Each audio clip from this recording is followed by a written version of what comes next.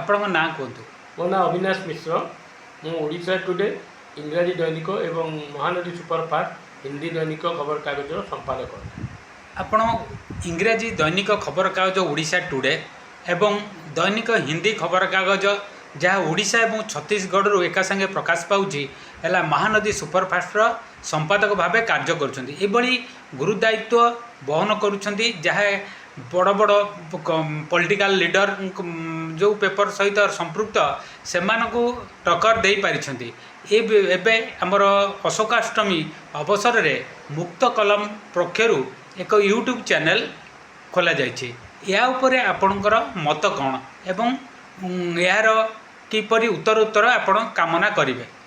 ସର୍ବପ୍ରଥମେ ମୁଁ ମୁକ୍ତ କଲମ ପରିବାରକୁ ଧନ୍ୟବାଦ ଦେଉଛି, କାରଣ ବର୍ତ୍ତମାନ ହେଉଛି ଡିଜିଟାଲ ଯୁଗ ଏବଂ ମୁକ୍ତ କଲମ ତା'ର ପ୍ରଥମ ୟୁଟ୍ୟୁବ୍ ଚ୍ୟାନେଲ୍ ଭାବରେ ଅଶୋକାଷ୍ଟମୀ ଦିନ ଶୁଭାରମ୍ଭ କରୁଛି। ସେଥିପାଇଁ ତାଙ୍କୁ ଅନେକ ଅନେକ ଶୁଭେଚ୍ଛା ଓ ଅଭିନନ୍ଦନ। ସମ୍ପାଦକ ଜ୍ଞାନରଞ୍ଜନ ଦାସଙ୍କୁ ଅନେକ ଅନେକ ଶୁଭେଚ୍ଛା ଓ ଅଭିନନ୍ଦନ।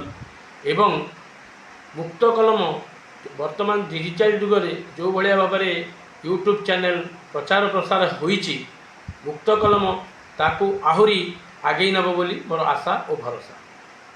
ଧନ୍ୟବାଦ।